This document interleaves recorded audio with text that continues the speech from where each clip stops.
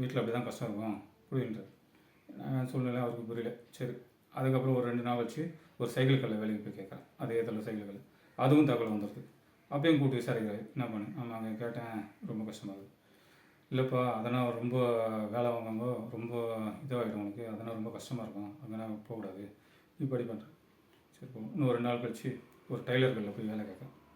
அந்த டைலர் கடை காசி முதலாளிக்கு சொந்தக்கார். அவர் அதே போல் விசாரி, யார் அவங்க விசாரி, காசி முதலாளி வீட்டில் வாடகை இருக்கிறோன்னா நேராக தகவல் வந்துச்சு. அவர் எனக்கு கூப்பிட்டு, என்னப்பா இப்படி கஷ்டமாக இருக்குது, ஆமாங்க ரொம்ப இதுவாக இருக்குது, முடியலன்னு ஒன்று அவர் சொல்கிறார். சரி, அவர் வந்து காசி முதலாளிக்கு சொந்தக்கார்.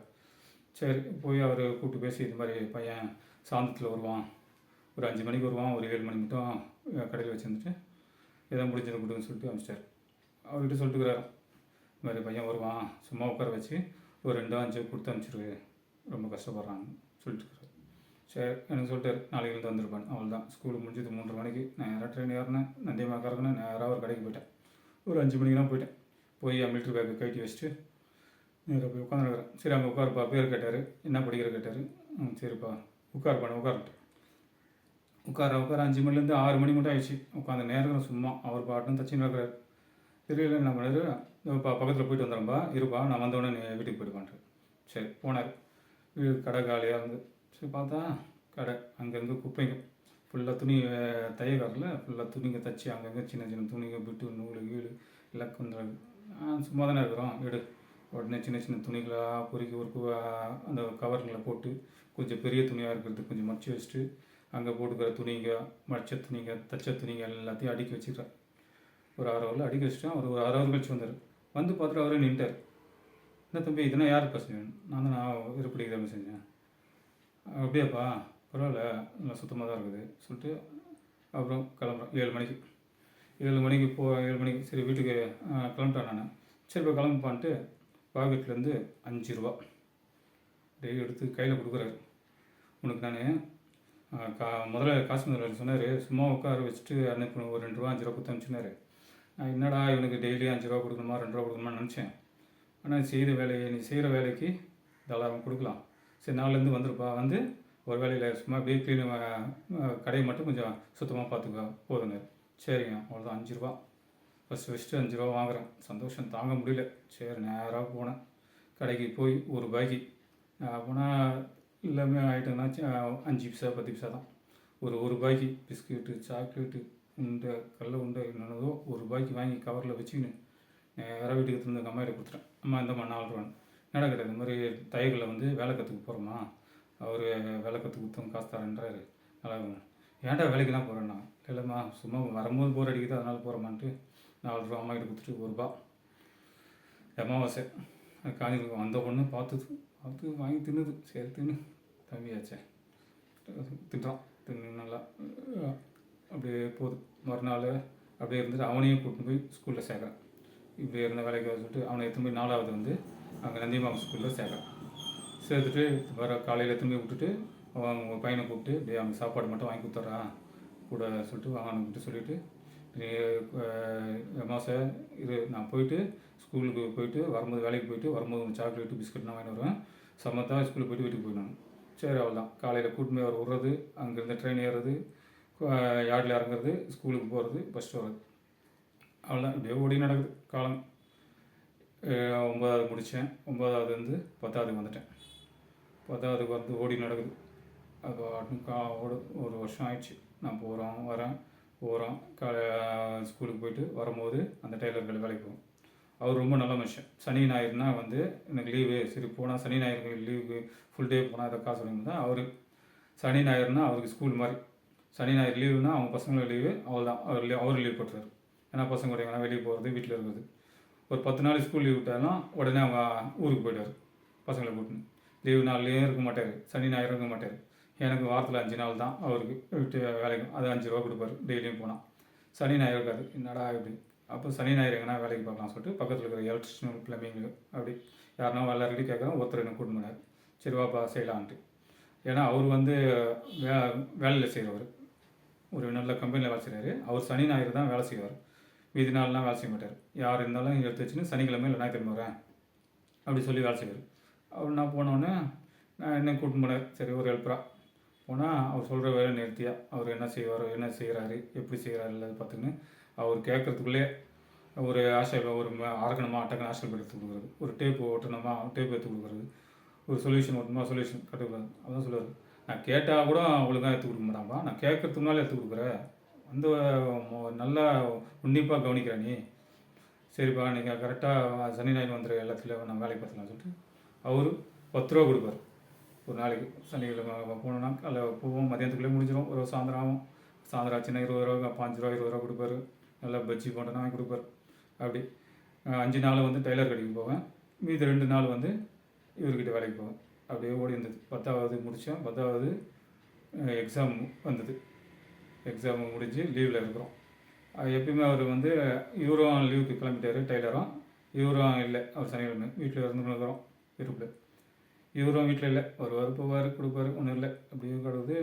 திடீர்னு பார்த்தா எங்கள் அப்பாவோட தங்கச்சி புஷ்பா பொன்னீர்லேருந்து அவங்க வராங்க வீட்டுக்கு. திடீர்னு என்னன்னு தெரியல, பக்கத்தில் அவங்களுக்கு இந்த நந்தியம்பலத்தில் ரயில்வே ஸ்டாண்டில் அவங்க சொந்தக்காரங்க ஏதோ ஃபங்க்ஷனுக்கு வந்தாங்க பொழுது. அவங்களும் கொஞ்சம் ஏழ்மைப்பட்டவங்க தான் அப்பா போல்.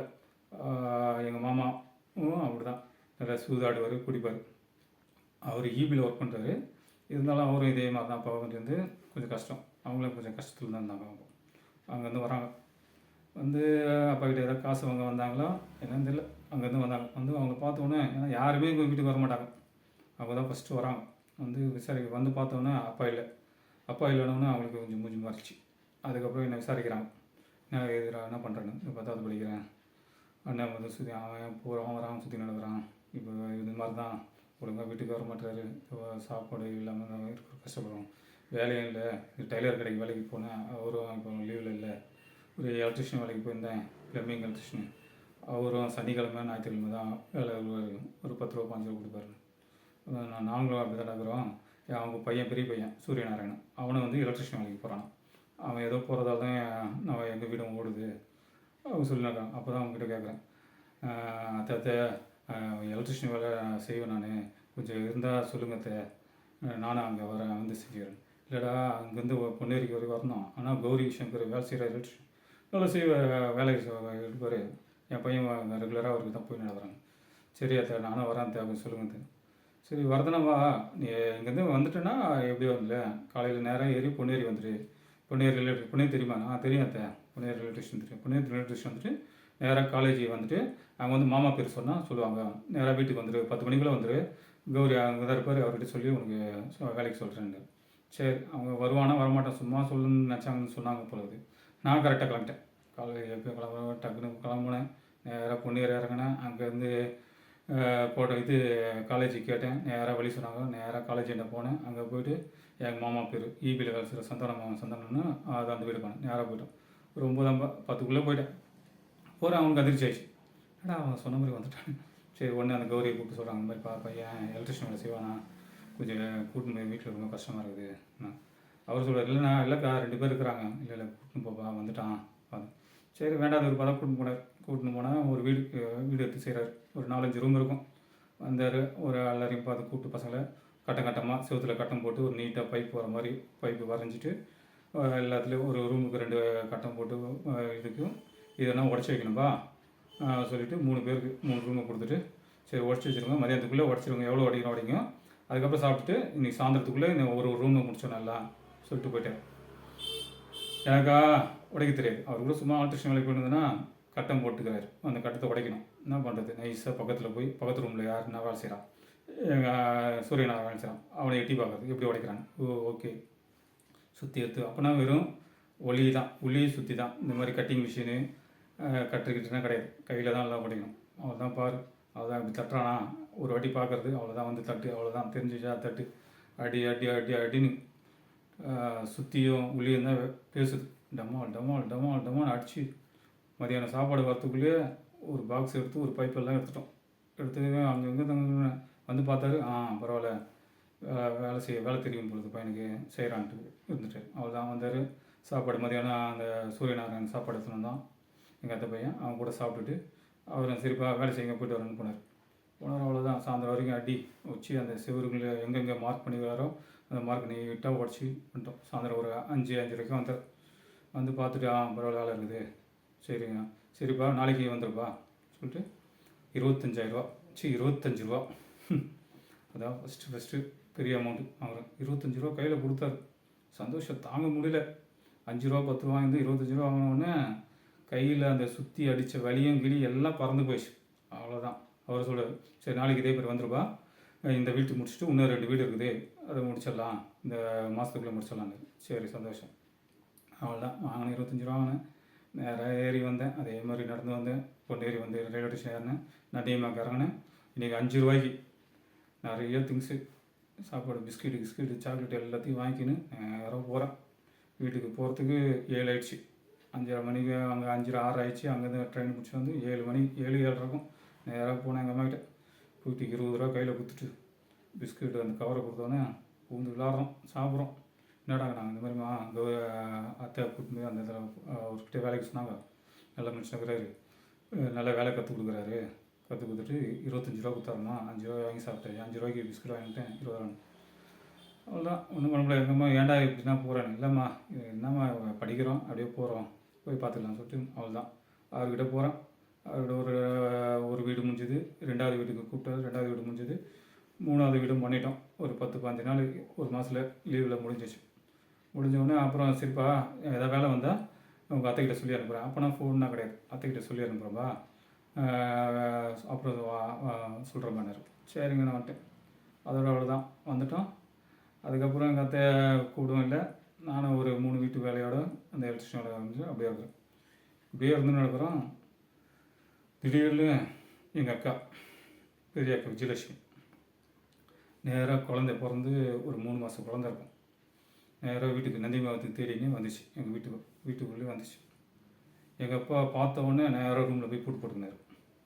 எங்கள் அம்மாவா ஒன்றும் பேச முடியல, ரூமில் ஓரமாக்குறாங்க. நான் எங்கள் அம்மாவாசையை தூக்கி பட்னி மேலே தூக்கி போட்டு நானும் பட்னி மேலே ஏறி குளிச்சிக்கணும். எங்கள் அண்ணன் ஓடியே போயிட்டான், வீட்டை விட்டு ஓட்டான் கொடுக்கணும். அதை பார்த்தோன்னே அது பாட்டு பெணாத்தி நடக்குது, அழுத்து நடக்குது. இவர் உள்ளே வந்து எப்படி வந்த வெளியே போ, உன் மூஞ்சி பார்க்கவே முடியல, நீ செத்துட்டு இருந்தான்னு சொல்லியிருந்தோம், நீ இருக்கிற போட்டோ ஒரு கத்துற கிளம்பு வெளியே போன்னு திட்டு நடக்கிற. எங்கள் அம்மாவால் வாயும் பேச முடியல, ஒன்றும் பேச முடியல. நம்ம இதாக இருக்கிறாங்க. நான் என் அம்மாவாசையும் மேலே பட்னி மேலே தூக்கி போட்டு நான் உள்ளே போய் ஒழிச்சிக்கினேன். என் அக்கா வந்து அழுகுது, அரி அரி அரி அதான் குழந்தைய பாடுறான்னு. நான் எதுவும் வாங்க மாட்டேன். எனக்கு ஒரு சைடில் அவங்க கோவம், இன்னொன்று பயம். எங்கள் அப்பா வீட்டில் இருக்கிறாரு. திடீர்னு எதாவது பேசிட்டு இது போனவொடனே நம்மளை பழக போகிறான்னு சொல்லிட்டு நான் இது போய் பட்னிக்குள்ளே போய் ஒழிஞ்சிக்கணும். இருக்குது 1/2 ஹவர் ஆச்சு, 1 ஹவர் ஆச்சு, 2-3 ஹவர் இருந்திருக்கும். இருந்து யாரும் பேசலை, எங்கள் அம்மாவும் பேசலை, யாரும் பேசலை. அது இடையே இருந்து பார்த்துட்டு அதனால் ஒன்றும் முடியல. சரி அவ்வளோதான், கிளம்பிடுச்சு. எங்கள் அம்மாக்கிட்ட பேசிச்சான்னு இல்லை, எங்கள் அம்மாவும் பேசலை. ஏதோ சைக்கிளில் பேசியிருப்பாங்க, அழுதுருப்பாங்க போது. நாங்கள் பட்னி மேலே ஒழிச்சு நடக்கிறோம். அவ்வளோதான், அது போச்சு. அது இப்படி கிளம்பிச்சு. அவ்வளோதான்.